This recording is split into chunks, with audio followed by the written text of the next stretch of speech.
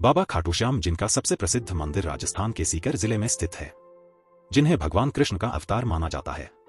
इनके दर्शन करने के लिए रोजाना भक्तों की लंबी लंबी कतारें लगती हैं। तो आखिर कौन है बाबा खाटू श्याम और क्या है इनकी कहानी? Welcome to YouTube page of gods of India. आज है 5th day of 90 days 90 mysteries. आइए जानते हैं बर्बरीक कैसे बने श्री खाटू श्याम जी। खाटू श्याम जी की कहानी महाभारत काल से शुरू होती है और उस समय उनका नाम बर्बरीक था। बर्बरीक घटोत्कच थे। उन्होंने अपनी मां से युद्ध कला सीखी थी। वे देवी शक्ति के बहुत बड़े भक्त थे। एक बार बर्बरीक ने देवी शक्ति की घोर तपस्या की, जिससे प्रसन्न होकर देवी शक्ति वहां प्रकट हुई और बर्बरीक से वरदान मांगने को कहा। बर्बरीक ने कहा कि वह चाहते हैं कि वह हमेशा दुर्बल का सहारा बन सके। देवी शक्ति ने बर्बरीक को ऐसी शक्ति प्रदान की जो तीनों लोकों में किसी के भी पास नहीं थी। देवी शक्ति ने बर्बरीक को 3 दिव्य बाण दिए, जो बाण अपने लक्ष्य को भेद कर वापस लौटकर बर्बरीक के पास आ जाएंगे, जिससे बर्बरीक अजय हो गए। देवी से वरदान प्राप्त करने के बाद बर्बरीक अपनी मां के पास गए और देवी शक्ति के दिए वरदान के बारे में बताया, जिसे सुनकर उनकी मां ने उनसे ऐसा वचन मांगा जिसके कारणवश कृष्ण जी को घबराकर बर्बरीक से उनका शीश दान में मांगना पड़ा। बर्बरीक ने अपनी मां को वह वचन दे दिया और कुरुक्षेत्र की ओर रवाना हो गए। भगवान कृष्ण तो अंतर्यामी थे। वे जानते थे कि बर्बरीक के पास ऐसी शक्ति मौजूद है जो इस महायुद्ध को कुछ ही पल में खत्म कर सकती है। जब बर्बरीक 5 पांडवों और श्री कृष्ण के पास उनके शिविर में पहुंचे, श्री कृष्ण ने बर्बरीक से उनके दिव्य बाणों की शक्ति का प्रमाण मांगा, जिससे वो अपने कितने भी शक्तिशाली शत्रु का विनाश कुछ ही पलों में कर सकते थे। इसके बाद कृष्ण जी बर्बरीक और पांडवों को एक पीपल के पेड़ के पास ले गए और बर्बरीक से कहा, हे बर्बरीक, यह पीपल का विशाल पेड़ देख रहे हो, इस पर लगे जितने भी सूखे पत्ते हैं वही तुम्हारा लक्ष्य है। अगर तुमने अपने तीनों बाणों से अपने लक्ष्य को भेद दिया तो मुझे कोई संदेह नहीं रह जाएगा।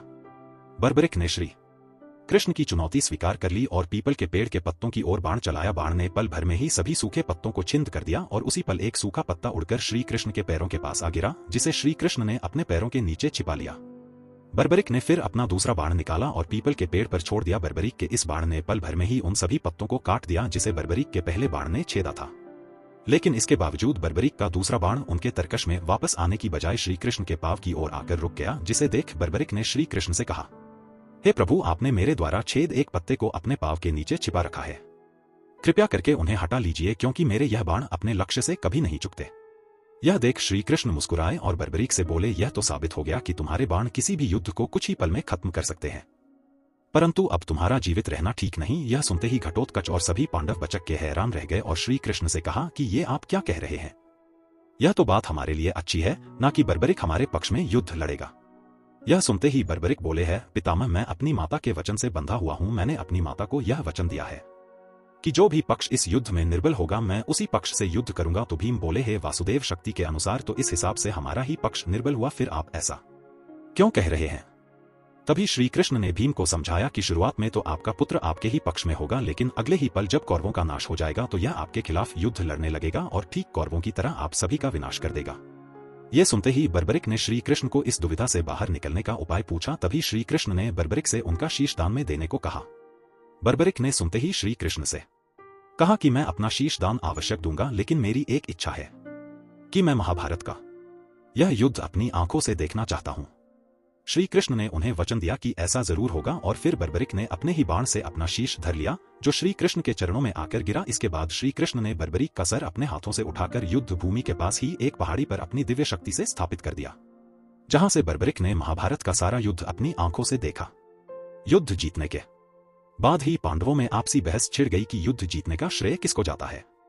इस पर श्री कृष्ण बोले कि इस बहस का कोई फायदा नहीं और इसका सही जवाब बस एक ही इंसान दे सकता है, और वह है बर्बरीक, क्योंकि केवल वही है जिसने संपूर्ण युद्ध अपनी आंखों से देखा है।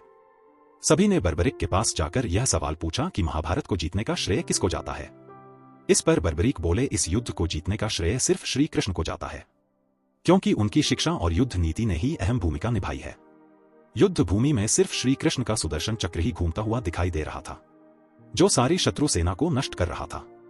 इसके बाद श्री कृष्ण ने बर्बरीक के बलिदान से प्रसन्न होकर कहा, हे शीशधनी, आज से मैं तुम्हें अपना नाम और अपनी शक्ति देता हूं, जिसके बाद तुम खाटू श्याम के नाम से जाने जाओगे और कलयुग में जो भी तुम्हारी पूजा भक्ति भाव से करेगा उसके सभी कष्ट दूर हो जाएंगे। माना जाता है कि कलयुग आने के कई साल बाद बर्बरीक का शीश एक नदी में पाया गया, जिसे राजस्थान के सीकर जिले में श्याम कुंड के पास दफना दिया गया। जिस जगह पर इसे दफना गया उस स्थान को खाटू नाम से जाना जाने लगा। कहते हैं कि जहां शीश दफनाया गया था उस जगह पर जब गाय जाती हैं तो उनके थन से दूध रिसने लगता। जब स्थानीय ग्रामीणों ने उस जगह को खोद कर देखा तो उन्हें एक सर मिला। ग्रामीणों ने बर्बरिक के सर को गांव के एक विद्वान ब्राह्मण को सौंप दिया। इसी बीच उस स्थान के राजा रूप सिंह चौहान को स्वप्न में खाटू श्याम ने दर्शन दिए और जहां उनका सर मिला था वहां एक मंदिर बनाने की बात कही और इसके बाद राजा ने आदेश का पालन किया और वहां मंदिर का निर्माण करवाया और फाल्गुन शुक्ल एकादशी को खाटू श्याम की प्रतिमा स्थापित करवाई। तभी से यहां फाल्गुन में 12 दिन का मेला लगता है। राजस्थान के अलावा देश के कई हिस्सों में खाटू श्याम जी के मंदिर है। भारत ही नहीं, नेपाल, पाकिस्तान, थाईलैंड और ऑस्ट्रेलिया में भी खाटू श्याम जी के प्रसिद्ध मंदिर हैं। तो यह थी खाटू श्याम बाबा की सच्ची कहानी, जिसे आज भी बहुत से लोग नहीं जानते हैं। वैसे आप में से कौन कौन उनकी इस पौराणिक कथा के बारे में जानते थे? हमें कमेंट्स में जरूर बताएं और वीडियो को लाइक भी करें और बाबा के भक्तों के साथ यह वीडियो जरूर शेयर करें। जय श्री श्याम, जय श्री कृष्ण। धन्यवाद।